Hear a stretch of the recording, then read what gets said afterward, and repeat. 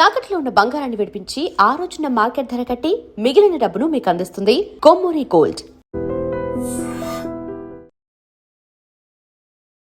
మన గురువు గారిది ఎక్కడ పరచుడతారు? అక్కడ అయిపోయిన తర్వాత నన్ను సంతమాగుల నుంచి లేపినప్పుడు ఈయన ఎస్బీ ఇన్స్పెక్టర్ గారు, అప్పుడు విశ్వజిత్ గారు ఎస్పీ గారు, ఆయన ఎస్బీ ఇన్స్పెక్టర్ అయితే నేను ఆయన దగ్గర మళ్ళీ ఎస్బీఎస్ అయింది. ఆయనే నన్ను 6 నెలల పాటు ఉంచుకున్నాడు. 6 నెలల తర్వాత నన్ను ఖమ్మం పంపించాడు ఎస్పీ గారి చెప్పి. ఖమ్మంకి ఒక మంచి ఎస్పీ కావాలి, ఎస్ఐ కావాలని అంటే మన సంఖలో పెట్టుకొని మనం అంతా ఎదుగుతున్నాం సార్, మా వాడు ఉన్నాడు కదా మా ఎస్బీఎస్ఐ అని చెప్పి వేయించాడు. అక్కడి నుంచి మళ్ళీ ఇటు వచ్చేసాం. తర్వాత నాకు ఆయనతో ఇక సంబంధం లేదు, ఎవరితో గురువుగారితో ఎక్కడున్నా మాట్లాడుకుంటా. అతను 70 ఏళ్ల వయసులో టైప్ చేస్తాడు సార్ కంప్యూటర్. ఆయన చేసిన స్పీడ్గా ఇప్పుడున్న కుర్రోళ్ళు చేయలేరు సార్. అంత గొప్ప లక్ష్మీపుత్రుడు సరస్వతీపుత్రుడు. అతనుకున్న ధైర్యము 100 మంది గుండెలతో సమానం సార్. అంత ధైర్యవంతుడు, నాకు మార్గదర్శకుడు. అంటే కేవలం ఇంకోలు ఎస్బీ కంటిన్యూ అయింది. తర్వాత నేను కొన్ని ఇబ్బందులు పడ్డాను. ఆ ఇబ్బందుల్లో ఆయన దగ్గరే ఉండేవాడిని. పోయి ఏం ఇబ్బందులు పడ్డారు? నేను పొదిల్లో ఉండగా సస్పెన్షన్కి గురయ్యాను. ఎందుకు? మంచి కేసు చేశారు కదా కన్విక్షన్. అసలు మేము ఇప్పుడు వాటి గురించి ఎక్కువ మాట్లాడకూడదు సార్. అన్యాయంగా సస్పెండ్ అయ్యాను. సస్పెండ్ అయిన తర్వాత అందరూ కలిసిపోయి, మామూలు ఎవరైనా సస్పెండ్ అయితే పలానా ఆయన దగ్గరికి పోయి సార్ ఏదో సాయం చేయండి సార్ అంటారు. నేను పోలేదు సార్, నేను డైరెక్ట్ డీజీ గారి దగ్గరికి వెళ్ళాను. ఎవరా డీజీ గారు? అప్పుడు మన ప్రసాదరావు గారు, ఉమ్మడి ఆంధ్రప్రదేశ్ ప్రసాదరావు గారి దగ్గరికి వెళ్తే వాళ్ళు కూడా ఏం సస్పెండెడ్ ఆఫీసర్ అని కానీ కొద్ది తక్కువగానే చూస్తారు. ఎవరినైనా తక్కువగానే చూస్తారు. సగం చచ్చిపోయినట్టే సార్ సస్పెండెడ్ అసలు ఆఫీసరు. సగం తక్కువగా చూస్తారు సొసైటీలో కూడా. పక్కన పెట్టిన మీ డిపార్ట్మెంట్ ఏదైతే మాత్రం 80% వాళ్ళని చులకగా చూస్తారు. సార్ అక్కడ నాకు యోగానంద్ గారు హైదరాబాద్లో. యోగానంద్ మంచి ఆఫీసర్. నేను ఆయనకి తెలియదు ఫిజికల్గా, కానీ నా పేరు తెలుసు పక్కన ఉన్న వాళ్ళ ద్వారా. నేను సస్పెండ్ అయితే ఆయన అడిగా అంటే వెంకటేశ్వర రాలేదేంది అని. మా గురువు గారు నరహరి గారు అని చెప్పాను కదా, నరహరి గారు ఫోన్ చేసి యోగానంద్ సార్కి ఎందుకు కలవలేదంటే, ఏం కలవమంటారు సార్, తప్పుడు వాడిలాగా నేను పోయి ఏం కలవమంటాను అంటే, లేదు సార్ దగ్గరికి పోను. నేను వెంటనే సార్ దగ్గరికి వెళ్ళాను. సార్ తన ఇంట్లో భోజనం పెట్టి, తన ఇంట్లో మేడం గారు వండిన భోజనం పెట్టి తన కారులో తీసుకొని పోయి ఉమేష్ రాఫ్ అడిషనల్ డీజీ గారు ఆయన దగ్గరికి తీసుకెళ్ళాను. ఆయన దగ్గరికి పోతే నేను ఆయన దగ్గరికి పోయే ముందు నేను కూడా కొద్దిగా పెడే సార్, నాకు 2 నిమిషాలు ఆయన మాట్లాడటానికి సమయం ఏమని చెప్పాను సార్ అని చెప్పాను. సార్ వెళ్ళి నేరుగా ఆయనకి డీజీపీ ఆఫీస్లో ఎంత గౌరవం అంటే మీరు నమ్మరు సార్, ఆయన వస్తుంటే ఆయనకి ఇంటర్వ్యూ ఉంటుంది, బయట సిట్టింగ్ ఉంటుంది సార్. ఏదన్నా ఆఫీస్కి వెళ్ళాలంటే ఐజీ గారి దగ్గరికి అంటే డైరెక్ట్గా వెళ్ళిపోవటం sir. Such a great fellow. నాకు అసలు గుండె అట్లా పొంగిద్ది ఆయన చూస్తే. సరే నేను డైరెక్ట్గా తీసుకెళ్ళాడు. ఏం లేదు సార్, నాకు తెలిసిన ఆఫీసరు, మంచి ఆఫీసరు, ఒక 2 minutes మీతో మాట్లాడటానికి పర్మిషన్ ఇవ్వమన్నాడు, మీరు ఏం సాయం చేయకపోయినా పర్లేదంట. సరే చెప్తే నేను ఒక 3 కాగితాలు తీసి ఆయన ఎదురుగా పెట్టి ఇది చదవండి సార్ అన్న, అండర్లైన్ చేసినాయి. చెప్పవా ఏందో అన్నాడు ఆయన. లేదు సార్, మీరు నాకు టైం ఇచ్చారు, మీరు చదివితేనే అర్థమైంది సార్ చెప్పే కన్నా. 3 చూశాడు. ఫోన్ చేసి ఆ కన్సర్న్ ఆఫీసర్ని అడిగాడు, మేము మీ ఇష్టం వచ్చినట్టు చేయటమేనా అంటే. ఆఫీసర్లో కూడా గట్టి ఆఫీసర్లు ఉన్నారని చెప్పుకోవడానికి ఇది ఒక నిదర్శనం. ఆయన రిటైర్ అయిపోయి కూడా ఉన్నారు, చెప్పాల్సిన అవసరం కూడా లేదు. రీసెంట్గా సార్ మా దగ్గరికి వచ్చారు, ఉమేష్ రాఫ్ గారు. మరుసటి రోజు మధ్యాహ్నానికి రిలీవింగ్ ఆర్డర్ ఇచ్చేసారు సార్. నాకు అలా వచ్చింది రిలీవింగ్ ఆర్డర్. సీనియర్స్ సపోర్ట్ చేస్తారు, క్యారెక్టర్ని బట్టి చేస్తారనేది నాకు. కానీ సస్పెండ్ ఎందుకు చెప్పట్లేదు మీరు?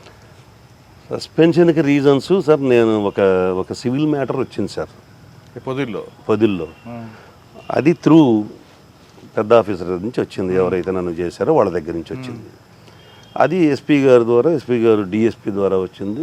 నాకు దగ్గరకు కూడా రాలా. డిఎస్పీ గారు నన్ను తీసుకొని పోయాడు, నా లిమిట్స్ కాబట్టి. ఆ సైట్ ఆ దొనకొండ వెళ్ళాం. అప్పుడు కొత్తగా ఆంధ్రప్రదేశ్ రాజధాని దొనకొండ అని వినపడుతుంది బాగా. అవును. ఆ దొనకొండ ల్యాండ్ నా కర్మకాలి. నాకు అది ఎప్పుడు నైట్ మేర్ సార్, నాకు ఆ రాజధాని అనేది నేను అసలు మర్చిపోలేని ఇన్సిడెంట్. వెళ్ళాను, నేను ఎంఆర్ఓ ఆఫీస్లో పనిచేశాను కదా సార్. ఆ దొనకొండ ఎంఆర్ఓ నేను పనిచేసేటప్పుడు యూడీసీ, ఓకే, వాడు అక్కడ ఎంఆర్ఓ. అనా అనుకుంటా మాట్లాడుకున్నాం ఇద్దరం కూర్చొని. దీని రికార్డ్ అంతా తీయించాను. వాళ్ళ మనుషులు కూడా వచ్చారు. ఓ పవర్ఫుల్ లేడీ కూడా వచ్చింది. పవర్ఫుల్ లేడీ వచ్చింది. ఏ పార్టీ? వాళ్ళ పార్టీ, ఆఫీసర్ పార్టీ. ఆఫీసర్ ఏ పార్టీయో? ఆఫీసర్ పార్టీ నేను చెప్పేది మీకు అర్థం కావాలి. ఆఫీసర్ పార్టీ, పవర్ఫుల్ లేడీ, నా పార్టీ కాదు, పొలిటికల్ పార్టీ కాదు, అబ్బే ఆఫీసర్ పార్టీ. వచ్చి కూర్చున్నారు.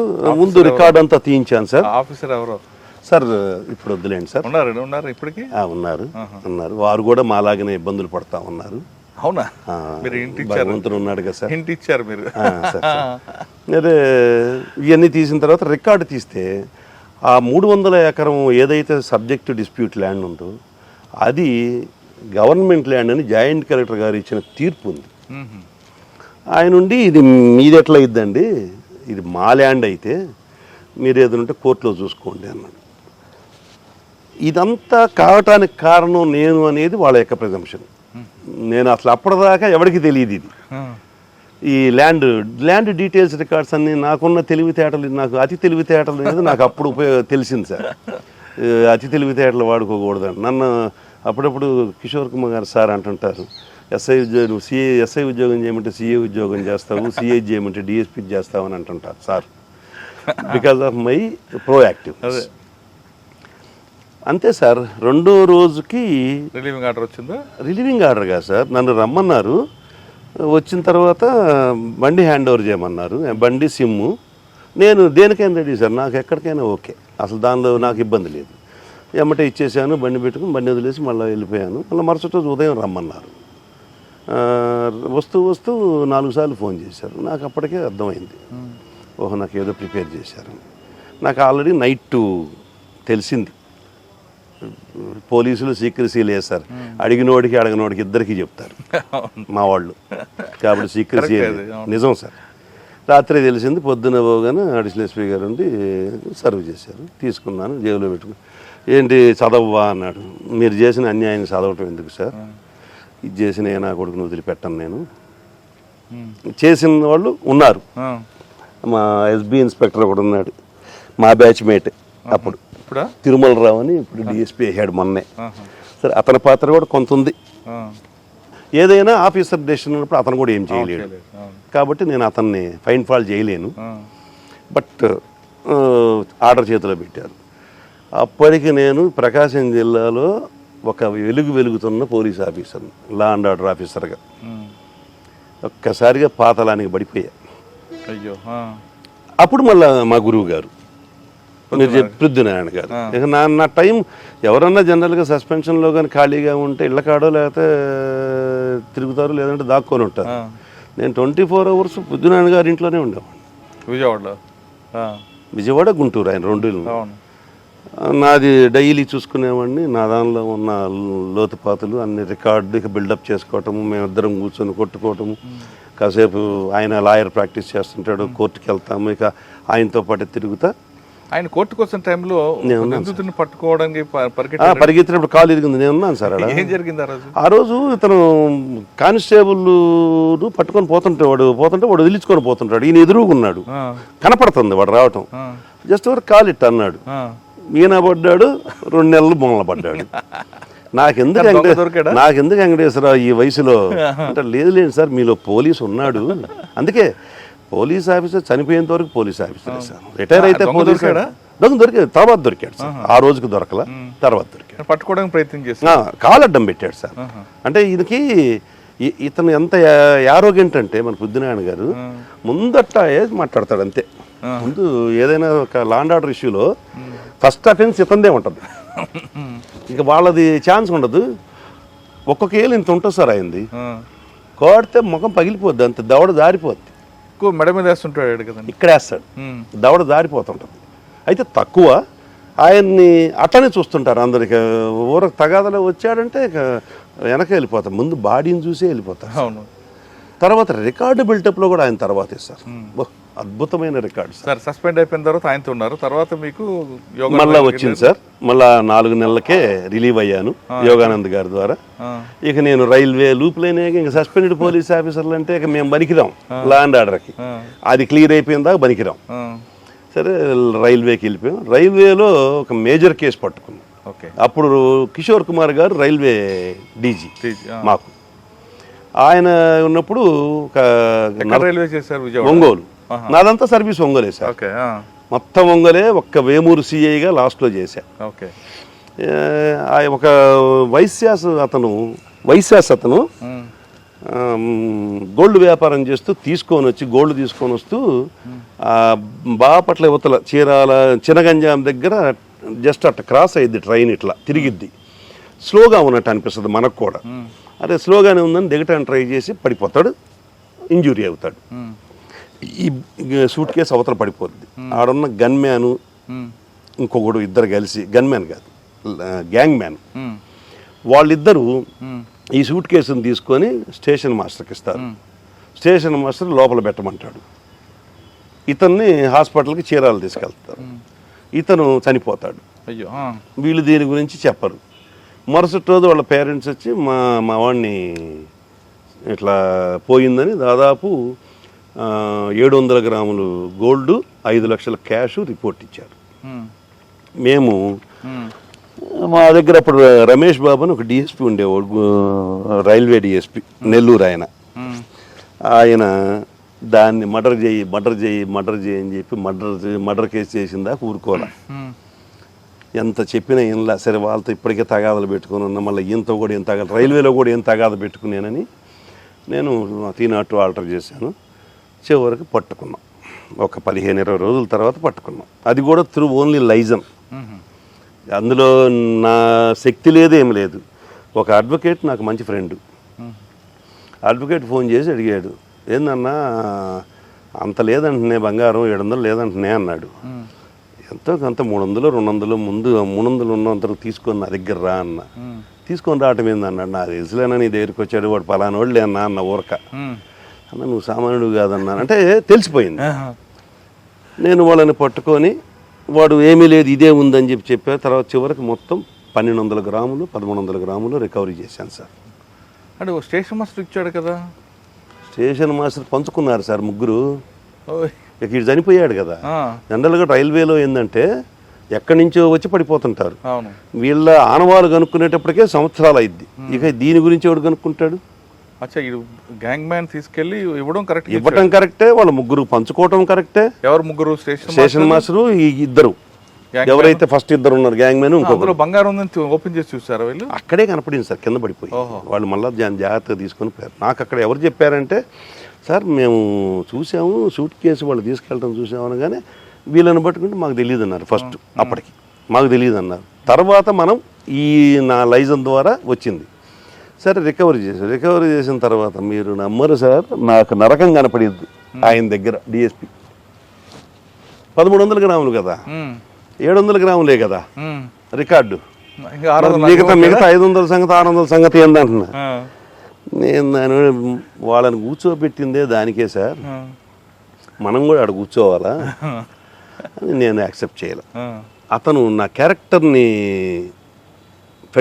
ఫెడిల్ చేయటం బిగిన్ చేశాడు. ఎస్పీ గారు నీ మీద అనుమానిస్తున్నాడు. అప్పుడు ప్రభాకర్ రావు గారు, మాకు రైల్వే ఎస్పీ ప్రభాకర్ రావు గారు రిటైర్ అయిపోయారు. ఆయన పెద్ద మనిషి. ఎస్పీ గారిని ఇట్ట అంటున్నాడు అట్ట అంటున్నాడు, అసలు నీ మీద చాలా ఇదిగా ఉంది. ప్రతిరోజు ఉదయం ఫోన్ చేయటం ఈ మాట అన్నాడు. నాకు కడుపులో కాలి. ఇంకొకటి ఏంటంటే ఈ రికవరీ అప్పుడు అంతా ఆయన సమక్షంలోనే చేశాను సార్. నేను ఇప్పటికీ రికవరీ వస్తువు ముట్టుకోను సార్. ఇప్పటికీ సిఐలు వాళ్ళు చేయాల్సిందే, లేదంటే ఆ పక్కన ఉన్న కాన్షియస్ ముట్టుకోవాల్సిందే. నేను ముట్టుకోను. ఎందుకో మరి నాకు మొదటి నుంచి. మీరేగా సార్ మొత్తం చూసింది, నేనేం చేశాను నువ్వు చెప్పాలి కదా అంట. అతను బాధ అంతా ఇది కాదు, ఇది. సరే నేను ఎస్పీ గారికి డైరెక్ట్గా ఫోన్ చేశాను సార్. మాకు అక్కడ ఓన్లీ డిఎస్పీలే మాట్లాడతారు, ఎస్పీతో రేర్ మేము మాట్లాడటం. నేను ఫోన్ చేసి సార్ నాకు కొద్దిగా బాధగా ఉంది, ఏదన్నా ఈ కేసు ఎవరికైనా ఇచ్చేయండి సార్ అంటే, లేదు నాకు కూడా ఇదే గోలా అని, లేదని నువ్వు బాగా చేస్తున్నావు, గో హెడ్ అన్నాడు. తర్వాత ఇక నేను అతన్ని అన్న మాటలు అసలు వర్ణించరానికి సార్, వర్ణించరానికి. నాకు చిన్నప్పటి నుంచి వచ్చినవన్నీ వాడేసా, అన్ని లాంగ్వేజ్లు అన్ని వాడేసా, ఒకే లాంగ్వేజ్ వాడా, నాకు వచ్చిన లాంగ్వేజ్. లాకారమా? అసలు ఒకటి కాదు సార్, ఎందుకంటే నా క్యారెక్టర్ని బ్యాడ్ చేసి నా బాధ అది. అంటే లాకారంతో మాట్లాడారు? లకారమే అసలు నేను అనుకోవాలి ఆఫీసర్ అని. కానీ తప్పు కదండి, డిసిప్లిన్ డిపార్ట్మెంట్ తిట్టకూడదు కదా సార్. నువ్వు దొంగవి అని నన్ను అంటా ఉంటే, నువ్వు ఉండి నువ్వు దొంగవి అంట, ఎస్పీ గారు నేను దొంగ అంటున్నారు అంటే, అదే ఎస్పీ గారు నాకు సంబంధం లేదయ్యా అంటే, ఇక నాకు అంతకన్నా ఛాన్స్ ఏంటి సార్ చెప్పండి. ఇది చాలా మందికి రాదు అవకాశం, దేవుడు నాకు కల్పించాడు. నేను అంటే మీ గురుగారు కూడా అదే, మా గురుగారు కూడా అదే. అవును, మా గురుగారు కూడా, మా గురుగారు మర్యాదగా మాడతాడు, నేను ఆ రోజు మర్యాద తప్పా. మీ గురుగారు ఒక సీనియర్ కొట్టాడు కదా? కొట్టాడుగా మరి. అయినా సరే నేను, నా బాధ అదిగా సార్. సరే, వీళ్ళిద్దరిని అరెస్ట్ చేశారా? ఎవరిద్దరిని? Station master. స్టేషన్ మాస్టర్ని మొత్తాన్ని అరెస్ట్ చేసి రిమాండ్ పంపించాం సార్. ఆ టైంలోనే అది దాదాపు 50 లక్షల వర్త్ సార్. స్టేట్లో రైల్వేలో టాప్ కేసు.